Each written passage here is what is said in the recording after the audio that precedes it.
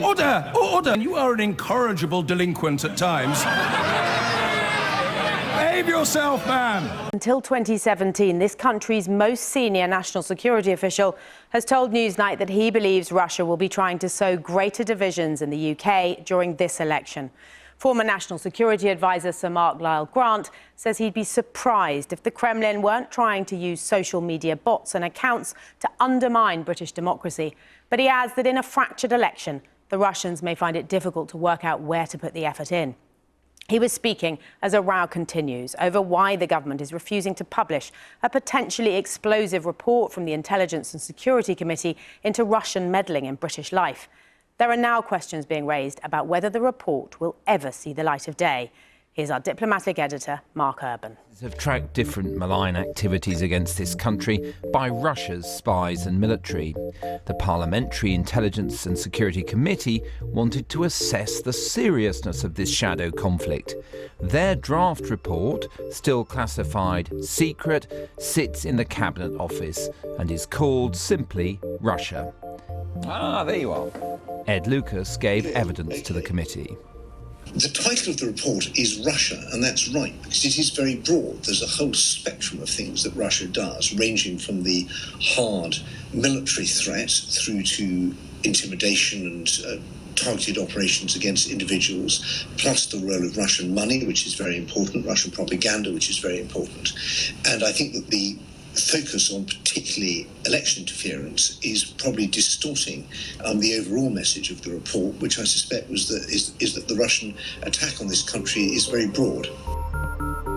Since Downing Street decided that it couldn't vet and declassify the draft before Parliament was dissolved 2 days ago, attention has focused in particular about what the committee might have to say on electoral interference. Sir Mark Grant, until 2 years ago the National Security Advisor, oversaw the intelligence machine and offers these insights. Their interventions in the Scottish referendum, for instance, would have been on behalf of the side calling for Scottish independence, and in the EU referendum, in order to weaken the European Union, which has long been an aim of Putin's Russia, it would have been on behalf, or in support of, if you like, the Leave campaign. I don't think that is surprising. I think what would be surprising would be if the ISC report concluded that those attempts by Russia to influence those two campaigns actually made a substantial difference to the outcome. Sir Mark thinks the decision to hold up the report, announced by a Foreign Office minister in the Commons on Tuesday, is not unreasonable. So it is entirely right that reports such as these go through an intensive security review before publication. The current length of time that this report has been with the government is not unusual.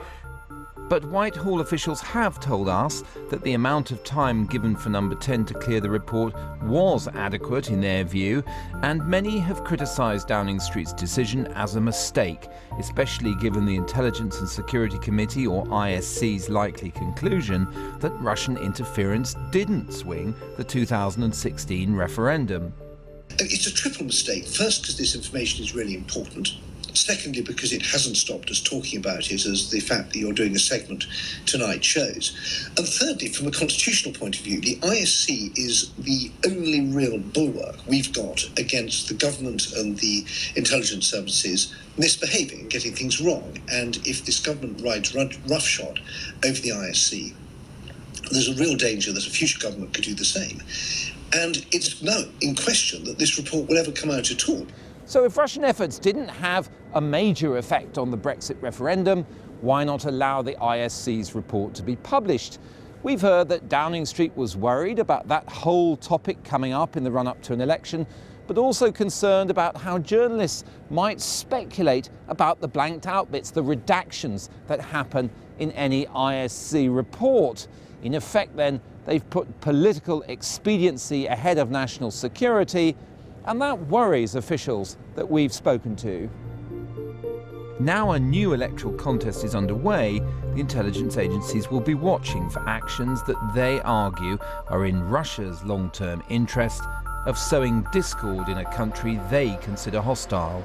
In this particular election, I would be surprised if they weren't trying to use social media bots, using false accounts and things to interfere, to just create greater divisions in the country. Within the union? Within the union, but frankly, this is such a fractured election that we're facing.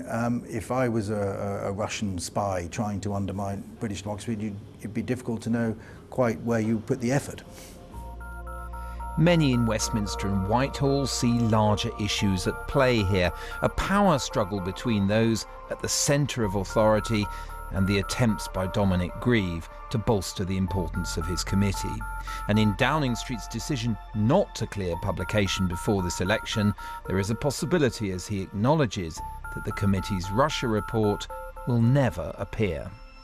The fact the report has not been published before Parliament rose and was dissolved means that the earliest it could be published is when it returns after the 12th of December. But the reality is that at that stage there will be no committee, and there may well not be a committee for another 3 or 4 months thereafter. So the risk exists that in fact we will not get the report published until April, and indeed there's an added risk that the new committee might not wish to publish it, or alternatively that the government will continue to refuse to do so. So I very much fear that the report may never see the light of day. The country must now choose a new parliament and Downing Street appoint a new intelligence committee. We might then learn more about the old committee's judgments, whether, for example, it accused the government of complacency in its response to previous Russian transgressions. For the moment, though, their report remains secret and out of sight. Now, to discuss that issue, I'm joined from Wrexham by Ian Lucas, a long-standing Labour MP until he stepped down this week, and who this year was part of the parliamentary inquiry into disinformation, which looked at Russian interference in overseas elections. And Ian Lucas, let's start with that point made at the end of Mark Urban's report by Dominic Grieve. I mean, what would you think if this ISC report doesn't see the light of day? Well, I'd be deeply disturbed if it didn't see the light of day, but it would be just the latest episode in a long series of efforts by this government to suppress information relating to the 2016 referendum, to suppress information about Russian interference, and not to take action to defend our democracy. Because what do you think the ISC are likely to have found? Well, I think what they will have found is what was found by the US Congress when they looked at the US presidential election in 2016, that there has indeed been Russian interference. We looked also in our reports from the DCMS Select Committee on disinformation at the interference from Russia, and there's a huge amount of evidence which is detailed in the reports, if viewers want to see it, of the steps that were taken by Russia to interfere in democratic elections in Europe and in the UK in the period between 2015 and 2018. So what we wanted the government to do was to have an independent inquiry into those elections to safeguard our democracy. But again and again, the government has been determined not even to look at these issues, despite the interference that has taken place in the UK, for example, such as the Skripal attacks. It's quite extraordinary that they will not look at this issue, which is accepted in other places in the world. But it is, in terms of this ISC report, it's a complicated report. It likely requires checking over. The Prime Minister's just called the general election. It's probably not high on his list of priorities to publish this. Why do you not accept that view? Well, I think it's high on their list of priorities to make sure that this report is not published, because Boris Johnson and Michael Gove were central players in the 2016 referendum, and they are now the central players in the Conservative campaign in the general election. They want to avoid any discussion, any investigation into the Vote Leave referendum in 2016. But you want a second referendum, don't you, Mr. Lucas? I mean, are you not just pushing this line to undermine the 2016 vote because you want a second referendum?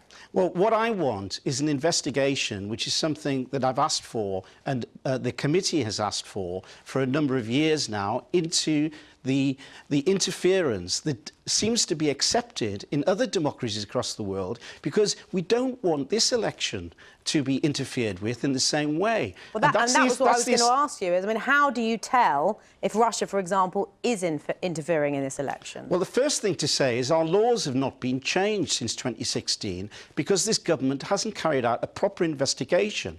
And because our laws haven't been changed, we're in no better place to defend our democracy from overseas interference than we were then. Now, that's a dereliction of duty, and it's been motivated by a political approach from the government based upon ensuring that the Brexit referendum is not looked at again. I really believe that the time has come for Boris Johnson and Michael Gove to come clean on their role in the 2016 referendum, to explain why it is that they will not accept the interference that's been accepted in the United States for some years now, that same level of interference could have happened here, and that we need to do something about it. Your report found multiple concerns about Russian interference. How do you measure influence? I mean, your committee must have looked at that. How do we know kind of what the influence was, but also does it make a difference, actually? Well, does it make a difference? We've had incredibly unexpected election results every time since 2015 in this country, in 2016 in the referendum, so you believe that's in down 2017. to interference? I don't know whether it's down to interference or not. I'm simply pointing out that we began to see activity relating to interference from Russia in the period from 2015. We've also had a number of unexpected election results. We know in the United States, another unexpected election result in 2016. Perhaps, but not to other people. Well, the 2016 presidential election was also unexpected. All I'm asking is that these matters are investigated fully and independently. That's what the DCMS Select Committee asked for and what the government has resisted. And I also want Boris Johnson and Michael Gove to come clean about their role in the 2016 referendum campaign. Now, I've been pressing them both in Parliament and in writing for months now, and they have avoided all of the facts that I've put to them, none of which have been contested by them.